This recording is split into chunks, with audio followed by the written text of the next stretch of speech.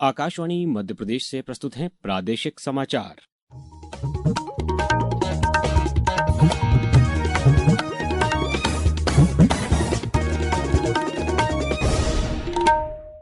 नमस्कार, समाचारों के साथ मैं अभिषेक कटियार। सबसे पहले इस बुलेटिन के मुख्य समाचार।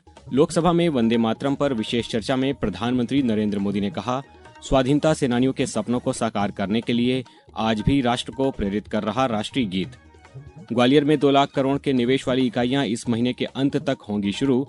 मुख्यमंत्री ने पिछले 2 वर्ष में एमएसएमई की 31% ग्रोथ पर दी बधाई। प्रदेश में एसआईआर का कार्य अंतिम चरण में, कई जिलों में डिजिटलाइजेशन का काम पूरा। और बर्फीली हवाओं से गिरा पारा, इंदौर, उज्जैन और जबलपुर संभाग के कई जिलों में रहा कोल्ड डे। अब समाचार विस्तार से। लोकसभा में राष्ट्रीय गीत वंदे मातरम की 150वीं वर्षगांठ पर चर्चा में आज प्रधानमंत्री नरेंद्र मोदी ने कहा कि वंदे मातरम के मंत्र ने समूचे देश को शक्ति और प्रेरणा दी और स्वतंत्रता आंदोलन को ऊर्जावान बनाया। प्रधानमंत्री ने कहा कि आज वंदे मातरम का स्मरण इस सदन के सभी सदस्यों और देशवासियों के लिए सौभाग्य की बात है। उन्होंने कहा कि वंदे मातरम ने वर्ष 1947 में स्वतंत्रता प्राप्ति में महत्वपूर्ण भूमिका निभाई। श्री मोदी ने कहा कि जब वंदे मातरम अपनी 100वीं वर्षगांठ मना रहा था, तब देश आपातकाल से प्रभावित था। यही वंदे मातरम है जिसने 1947 में देश को आजादी दिलाई। स्वतंत्रता संग्राम का भावात्मक नेतृत्व इस वंदे मातरम के जयघोष में था। हमारे जांबाज सपूत बिना किसी डर के फांसी के तख्त पर चढ़ते थे और आखिरी सांस तक वंदे मातरम, वंदे मातरम, वंदे मातरम, यही उनका भाव घोष रहता था। खुदीराम बोस, मदन लाल ढींगरा, राम प्रसाद बिस्मल, अशफाक उल्लाह खान, रोशन सिंह, राजेंद्र नाथ लाहिड़ी, रामकृष्ण विश्वास, अनगिनत जिन्होंने वंदे मातरम कहते कहते फांसी के फंदे को अपने गले पर लगाया था। श्री मोदी ने वंदे मातरम पर समझौता करने के लिए कांग्रेस की आलोचना की। उन्होंने आरोप लगाया कि कांग्रेस ने राष्ट्रीय गीत के मुद्दे पर मुस्लिम लीग के समक्ष समर्पण कर दिया। चर्चा में भाग लेते हुए कांग्रेस सांसद गौरव गोगोई ने कहा कि बंगाल के कई लेखकों और कवियों ने स्वाधीनता आंदोलन में प्राण फूंकने वाले गीत लिखे। उन्होंने आरोप लगाया कि प्रधानमंत्री ने अपने भाषण के दौरान चर्चा को राजनीतिक रंग देने की कोशिश की है। मुख्यमंत्री डॉक्टर मोहन यादव ने आज खजुराहो में आयोजित जनजातीय कार्य एवं अनुसूचित जाति कल्याण विभाग, राजस्व विभाग और एमएसएमई के कार्यों की समीक्षा कर विगत 2 वर्षों की प्रगति की जानकारी प्राप्त की। डॉक्टर यादव ने एमएसएमई विभाग के अधिकारियों से कहा कि वे इंदौर और भोपाल मेट्रोपॉलिटन सिटी के दृष्टिगत विकसित औद्योगिक क्षेत्रों को उद्योग जगत के बीच इस तरह से प्रचारित और प्रस्तुत करें जिससे अधिक औद्योगिक इकाइयां स्थापित हों तथा व्यापक निवेश और रोजगार सृजित हो सके। उन्होंने उद्योग वर्ष के समापन पर इस माह के अंत तक ग्वालियर में लगभग 2 लाख करोड़ के निवेश वाली इकाइयों के भूमि पूजन, औद्योगिक भूखंड आवंटन, शुभारंभ आदि का व्यापक कार्यक्रम आयोजित करने के लिए कहा है। मुख्यमंत्री ने एमएसएमई के पंजीकरण में जबरदस्त 31% की ग्रोथ पर संतोष व्यक्त करते हुए इसे पिछले 2 वर्षों में छोटे उद्योगों के लिए राज्य शासन द्वारा उपलब्ध कराए गए शानदार वातावरण का उदाहरण बताया। उन्होंने जनजाति एवं अनुसूचित जाति वर्ग के समग्र विकास, शिक्षा, स्वास्थ्य, रोजगार और कल्याणकारी योजनाओं के प्रभावी क्रियान्वयन के लिए निर्देशित किया। इस दौरान उन्होंने निर्देश दिए कि हर पात्र हितग्राही तक खाद्यान्न वितरण का लाभ सुगमता से पहुंचे। जरूरतमंद गरीबों, श्रमिकों, किसानों और महिलाओं का कल्याण हमारी प्राथमिकता है। बैठक में मुख्य रूप से लक्षित सार्वजनिक प्रणाली, उपार्जन प्रक्रिया, तकनीकी नवाचार, सिंहस्थ 2028 की तैयारियों सहित विभिन्न विषयों पर रिव्यू किया गया। कल खजुराहो में पहली बार राज्य मंत्रिपरिषद की बैठक आयोजित की जा रही है, जिसमें विशेष रूप से बुंदेलखंड के विकास के लिए महत्वपूर्ण निर्णय लिए जाएंगे। नागर विमानन मंत्रालय ने बताया है कि पहली से 7 दिसंबर के बीच 5,86,700 से ज्यादा पीएनआर रद्द किए गए और उनका किराया वापस किया गया। इससे 569 करोड़ रुपए से ज्यादा का किराया वापस हुआ।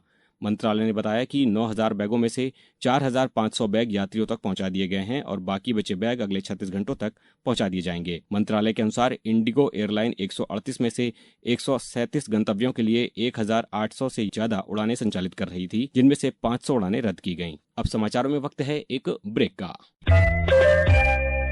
ये समाचार आप आकाशवाणी मध्य प्रदेश से सुन रहे हैं। ये समाचार बुलेटिन YouTube पर Madhya Pradesh news All India Radio channel पर और Facebook के साथ ही X प्लेटफॉर्म पर AIR न्यूज भोपाल पेज पर सुने जा सकते हैं। इसके अलावा आप हमारी वेबसाइट newsonair.gov.in पर या न्यूज ऑन AIR ऐप पर भी समाचार सुन सकते हैं।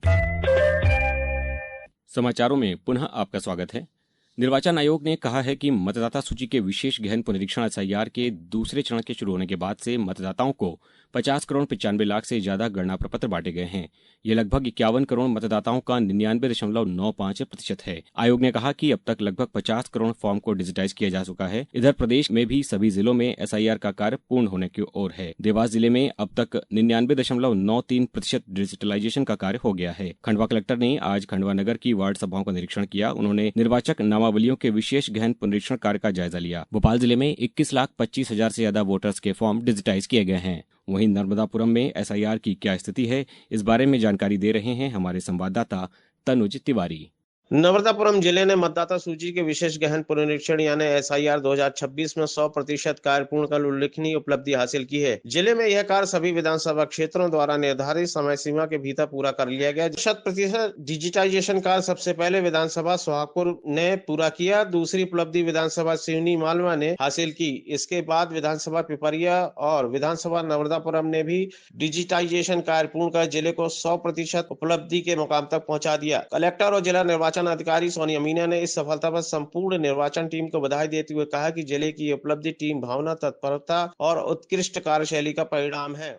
केंद्रीय कृषि मंत्री शिवराज सिंह चौहान ने कहा है कि वर्ष 2014 से भारत के गन्ना उत्पादन में 44% की वृद्धि हुई है। श्री चौहान ने नई दिल्ली में आज कृषि व्यवसाय शिखर सम्मेलन 2025 में कहा कि सरकार ने बाजार हस्तक्षेप योजना के अंतर्गत किसानों की उपज का उचित मूल्य प्रदान करने के लिए एक प्रावधान पेश किया है। कृषि मंत्री ने 1 हेक्टेयर से कम औसत भूमि वाले छोटे किसानों के लिए एकीकृत कृषि मॉडल, मूल्य संवर्धन, मत्स्य और पशुपालन में विविधीकरण तथा जैव आदानों पर कड़े नियमों पर बल दिया। उन्होंने कहा कि बागवानी फसलों की दर एक निश्चित सीमा से नीचे आने पर सरकार मॉडल दर और बिक्री मूल्य के बीच के अंतर की राशि सीधे किसान के खाते में जमा करेगी। मुख्यमंत्री डॉक्टर मोहन यादव ने आज सुबह पन्ना नेशनल पार्क के मंडला गेट से 10 नई वीविंग कैंटर बसों को हरी झंडी दिखाकर रवाना किया। अब इन बसों के जरिए पर्यटक जंगल सफारी का रोमांचक अनुभव और अधिक सुविधाजनक तरीके से ले सकेंगे। इन कैंटर बसों में एक साथ 19 पर्यटकों के बैठने की क्षमता है। ये बसें अन्य सफारी वाहनों की तुलना में अधिक लंबी और ऊंची हैं, जिससे पर्यटकों को बेहतर दृश्य, ज्यादा जगह और अधिक आरामदायक यात्रा का अनुभव मिलेगा। बच्चों और वरिष्ठ नागरिकों के लिए ये बसें अधिक सुरक्षित मानी जा रही हैं। अब खबर मौसम की। प्रदेश इस समय कड़ाके की ठंड की चपेट में है। बर्फीली हवाओं ने लोगों को घरों में दुबकने पर मजबूर कर दिया है। राजधानी भोपाल में पिछले 3 दिनों से लगातार शीतलहर का असर बना हुआ है, जबकि इंदौर, उज्जैन और जबलपुर संभाग के कई क्षेत्रों में कोल्ड डे की स्थिति दर्ज की गई है। मौसम विभाग का कहना है कि पहाड़ी राज्यों में बर्फबारी और बारिश के चलते अगले 2 दिनों तक प्रदेश में ऐसा ही मौसम बने रहने की संभावना है। राजगढ़ से हमारे संवाददाता ने बताया है कि कल जिले में न्यूनतम तापमान 6.6 डिग्री सेल्सियस दर्ज किया गया। तेज ठंड की वजह से जनजीवन पर भी असर पड़ा है।